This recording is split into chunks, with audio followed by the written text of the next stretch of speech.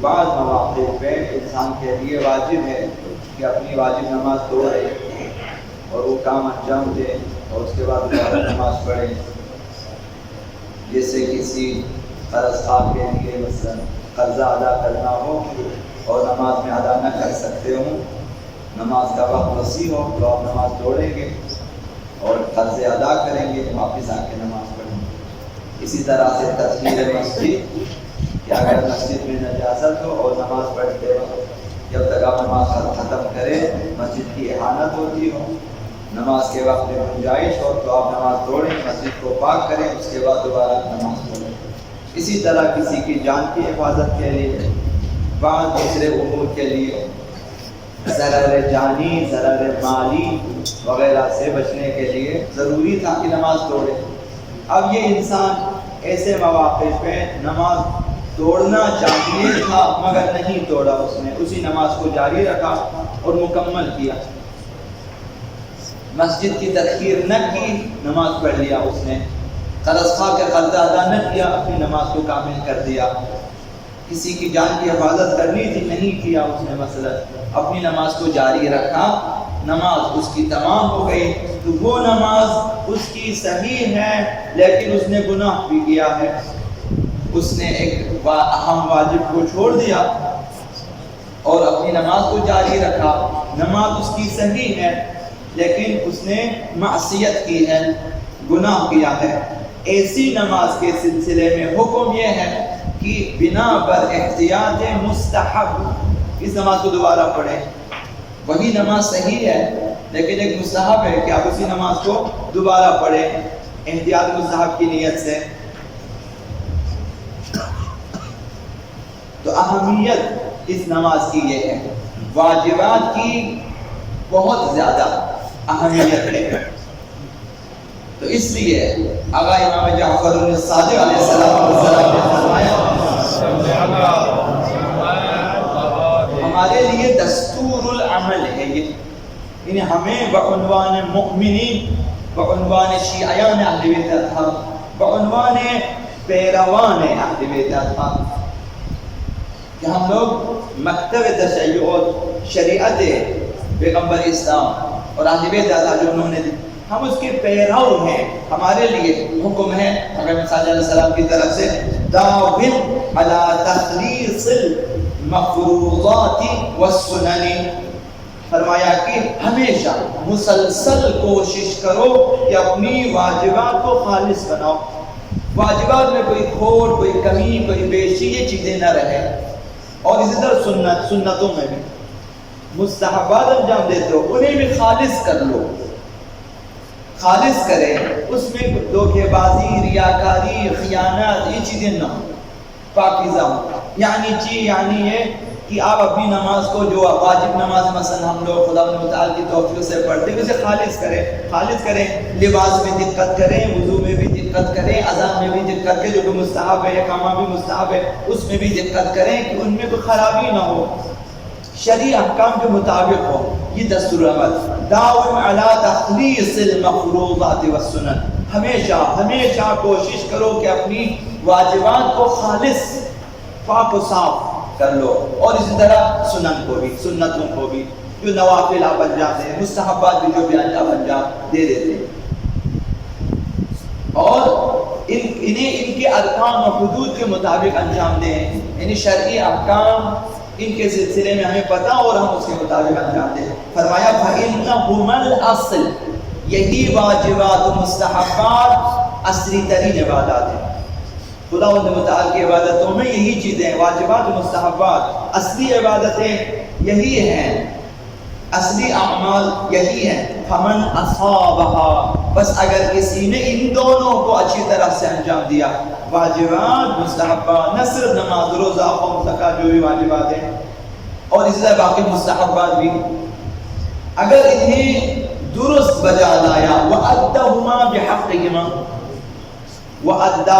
بِحَقِّهِمَا، اگر مستحبات کو اور واجبات کو اسی طرح انجام دیا جس طرح انجام دینا چاہیے، شرعی حدود کے مطابق انجام دیا، احکام و آداب کے مطابق انجام دیا، فرمایا فقط اصحاب الکل، یاد رکھو کہ یوں سمجھو تو نے سارے اعمال انجام دیے. اگر واجبات اور مستحبات کو ٹھیک کیا، درست انجام دیا، سمجھو کہ تمام اعمال تو نے انجام دیا. فقط اصحاب الکل، تم نے سب کچھ حاصل کیا. اصحاب الکل، سب کچھ تو نے حاصل کیا ہے. یہی دو چیزیں مہم ہیں، اولا واجبات اور اس کے بعد مستحبات. فرمایا امام نے دستور العمل ہمارے لیے وَإِنَّ خَيْرَ الْعِبَادَةِ أَقْرَبُهَا بِالْآمَنِ، بہترین عبادت وہ ہے جو محفوظ ہو، جو امن و امان سے ہو، جس کے لیے کوئی خطرات نہ ہو، شیطانی خطرات سے بھی پاک، خواہشات نفسانی کے خطرات سے بھی پاک، اس میں ریا نہ ہو، سمعہ نہ ہو، اس میں دھوکہ دہی نہ ہو، کسی کو دکھانے کے لیے نہ ہو، اس میں احکام میں کوئی خرابی نہ ہو، آداب میں کوئی خرابی نہ ہو. محفوظ عبادات، فرمایا کہ بہترین عبادات وہی جو محفوظ ہے ہر قسم کے خطرات سے. وَأَخْلَصُهُمَا مِنَ الْآفَاتِ، وہ عبادات سب سے افضل ہیں جو آفات و بلیات سے پاک ہوں. جیسے ریا ہے، سمعہ ہے، دکھاوے کے لیے، کسی کو سنانے کے لیے، اپنا نمبر بڑھانے کے لیے، اپنی شہرت کے لیے، نام و نمود کے لیے، اپنے آپ کو متقی دکھانے کے لیے، اپنے آپ کو عبادت گزار دکھانے کے لیے. مثالیں اس سلسلے میں بہت زیادہ ہیں. علماء فقہاء سے لے کر نیچے طبقے تک سب میں یہ چیزیں رائج ہیں. ایسے فقہاء بھی ہیں جو بکے ہوئے عبادات سب کچھ انجام دے دیتے ہیں اور عین تشیع کے خلاف فتوے دے دیتے ہیں. ایسے بھی فتوے دے دیتے ہیں کہ یہ حرام ہے، یہ حرام، وہ حرام، نہیں کرنا چاہیے. مسئلہ انہی سلسلوں میں ابھی آپ لوگوں کو شاید معلوم ہے. تو فرمایا کہ وَأَدْوَمُهَا وَإِنْ قَلَّ، بہترین عبادات یہ تین چیزیں ہو گئی جو محفوظ ہو، جو آفات سے پاک ہو، اور وہ عبادت افضل ہے جو دائمی ہو، اس کی آپ مسلسل انجام دیں. آپ مثلا روزانہ 100 صلوات پڑھتے ہیں، مسلسل پڑھیں، کل بھی، پرسوں بھی، ترسوں بھی، وہ عبادت افضل ہے. آپ باجماعت نماز ادا پڑھ کر تو آپ ہمیشہ کوشش کریں باجماعت انجام دیں. دائمی عبادت افضل ہے. ایک دن ممکن ہے صبح سے شام تک آپ لگے رہیں اور اس کے بعد پھر جا کے تھڑوں پہ بیٹھے مثلا کہ بھئی ہم نے اور نہیں کرنا ہے. ہم نے بہت کیا، مثلا ابھی مزاح کے طور پر بھی لوگ کہتے ہیں کہ بھئی عبادتیں بہت ہو گئی مثلا اور نہیں کرنی مثلا. تو خدا نہ کرے کسی کا اصل عقیدہ ہی ہو. تو یہ تین چیزیں دائمی ہونا چاہیے، خالص اور پاک ہونا، شرعی حدود کے مطابق ہونا چاہیے.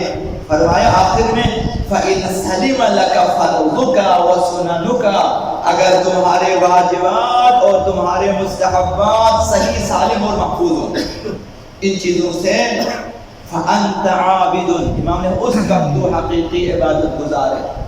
ورنہ صرف رسمی ہے، عادتی عبادت گزار ہے. عادتاً تو ضروری ہے کہ احکام و آداب کے مطابق انجام دیں. آخر میں آقا امام سجاد علیہ السلام نے اسی سلسلے میں ہمیں حکم دیا کہ اپنی واجبات پہ خود کو فوکس کر لے، دقت کرے. فرمائے عجبت لطالب فضیلۃ وتارک فریضۃ، مجھے تعجب ہے ان لوگوں پہ جو فضیلت کے برتری کے طالب ہیں، دنیاوی مقامات، ثروت، علوم، فنون سب کے طالب ہیں، دن رات محنت کرتے ہیں کہ مجھے یہ ڈگری مل جائے، مجھے یہ پوسٹ مل جائے، مجھے یہ کرسی مل جائے، مجھے یہ فضیلتوں کے طالب ہیں، لیکن واجبات کو ترک کرتے ہیں. وہ تارک فریضۃ، واجبات کو ترک کر لیتے ہیں، واجبات کو چھوڑ دیتے ہیں. اب یہاں تو ماحول پھر بھی اچھا ہے، بعض ماحول میں لوگ ہفتہ وار نماز پڑھتے ہیں صرف جمعے کے دن، اور رمضان المبارک میں فخر سے کہتے ہیں ہم نے 15 روزے رکھے ہیں. فخر کرتے ہیں کہ ہم نے 15 روزے رکھے، بہت بڑے مومنین ہوتے ہیں وہ 15 روزے 10 روزے رکھے ہیں.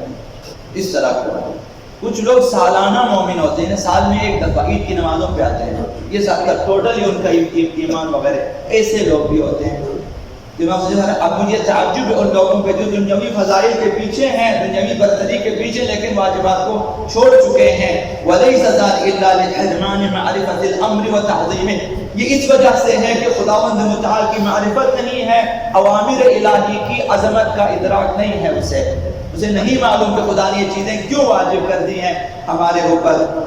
وَتَرْكِ رُؤْيَةِ مَشِيَّتِهِ، ان اعمال میں مشیت خدا سے یہ آگاہ نہیں ہے کہ خدا متعال نے کیوں ان چیزوں کو ہمارے اوپر فرض کیا ہے۔ بِمَا أَحَلَهُمْ لِأَمْرِهِ وَاخْتَارَهُمْ لَهُ، خداوند متعال نے انسانوں کو اپنی واجبات کی انجام دہی کے لیے کیوں اسے انتخاب کیا ہے، اس سے ناآشنا ہے لوگ کہ مجھے کیوں انتخاب کیا واجبات انجام دینے کے لیے، فرشتے کم تھے، اس میں مصلحت الہی ہے، مشیت الہی، اس سے آگاہ ہونا چاہیے۔ فرمایا اس وجہ سے کہ انہیں معرفت نہیں ہے، واجبات کو اہمیت نہیں دیتے، دنیاوی فضیلتوں کے پیچھے ہیں، دنیاوی فضائل کے پیچھے ہیں۔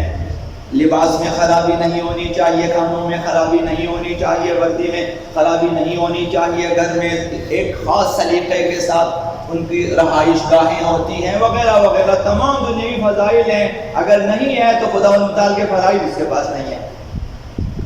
مجھے ان لوگوں پہ تعجب ہے، ایسا نہ ہو کہ ہمارے اوپر بھی تعجب کریں کہ یہ کیسے لوگ ہیں۔ تو عرض کرنے کا مقصد یہ ہے کہ واجبات کو اولاً اہمیت دیں کہ وہ درست انجام پائیں، اس کے بعد مستحبات جس قدر چاہے انجام دیں وہ بھی درست انجام دیں۔ اس کے بعد امام صاحب کہ سمجھو کہ تم نے سارے اعمال انجام دیے۔